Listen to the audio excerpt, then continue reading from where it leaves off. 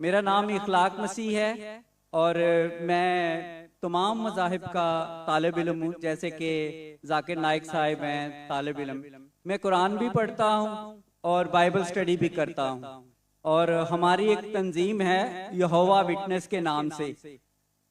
वो तंजीम जो है खुदाए वाहिद पर ईमान रखती है और खुदाए वाहिद की तालीम देती है। जैसे कि मसीह अस्सलाम ने यूहन्ना की इंजील 3 की 17 आयत में बताया है कि हमेशा की जिंदगी ये है कि वो तुझ खुदाए वाहिद और बारहा जिसे मैंने उसको पहचाने, खुदाए वाहिद को पहचाने। सो हमें खुदाए वाहिद को पहचानने की जरूरत है। तो इसी तरह हम जो है तमाम मसीह बहन भाइयों को ये तालीम देते हैं, मगर उसके बावजूद वो जो ना खुदाए वाहिद की तालीम को जो ना बर्दाश्त नहीं करते, एक्सेप्ट नहीं करते। तो मैं जनाब जाकिर साहब से ये बात कहना चाहता हूँ, क्योंकि मैं इनका बहुत फॉलोअर हूँ, क्योंकि जो भी ये बात करते हैं बड़ी दलील से बात करते हैं और जो दलील देते हैं वो बड़ी बड़ी काबिल जिक्र होती है, काबिल गौर होती है। भाई आपका सवाल क्या है? सवाल ये है कि हमें मतलब हमारा ईमान कैसा होना चाहिए कि हम खुदाए वाहिद पे ईमान रखें और दूसरे लोगों को भी बता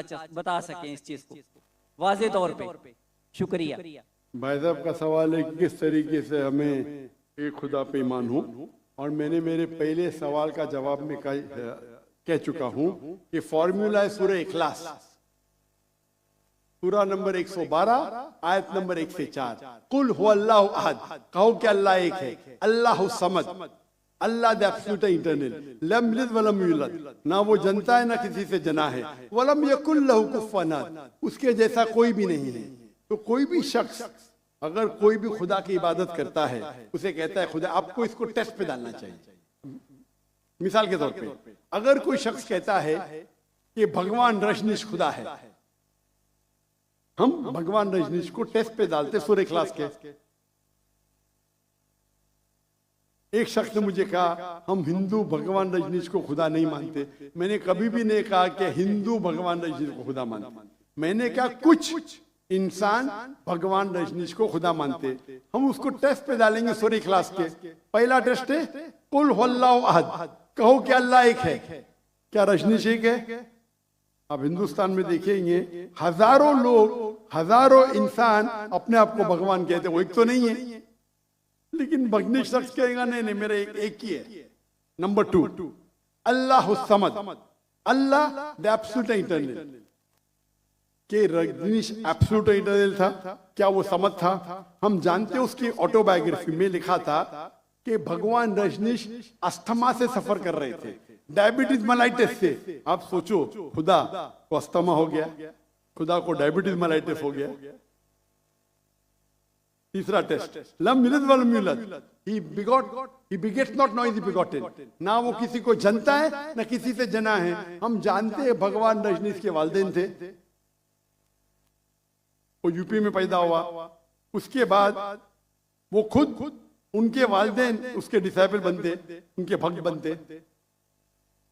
वो 1981 में जाते यूएसए, और यूएसए में एक गांव रहता है जिसका नाम है ऑरेगन।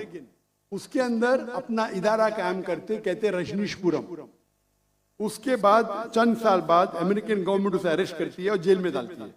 रजनीश कहता है कि अमेरिकन गवर्नमेंट ने मुझे स्लो पॉइजनिंग दी, स्लो पॉइजनिंग। आज सोच सकते खुदा को कोई स्लो पॉइजनिंग कर रहा है? और रजनीश अब वो वापस आते पूना में, इंडिया में, महाराष्ट्र में, और एक नया ऑर्गेनाइजेशन शुरू करते ओशो। उसके मरने के बाद उसके समाधि पे लिखा है Osho Rajneesh never born, never died, but visited the earth from the 19th of December to the 31st of January. भगवान रजनीश ना पैदा हुआ ना मरा, लेकिन इस धरती को विजिट करने के लिए, धरती को घूमने के लिए वो आया। उस समाधि पे ये नहीं लिखा था कि भगवान रजनीश को 21 मुमालिक का वीजा नहीं मिला। आप सोच सकते खुदा भगवान धरती को विजिट करने आता है और उसको वीजा की जरूरत है। और आर्क बिशप ऑफ ग्रीस कहते हैं अगर आप भगवान रजनीश को नहीं निकालेंगे हम उसका घर जला देंगे। तो जो भी आप कहते हैं खुदा है उसे सूरे इखलास के तराजू पे तोलो। अगर वो पास होता है हमें कोई गिला शिकवा नहीं कि वो खुदा है, लेकिन अगर पास नहीं होता है तो वो गलत खुदा है।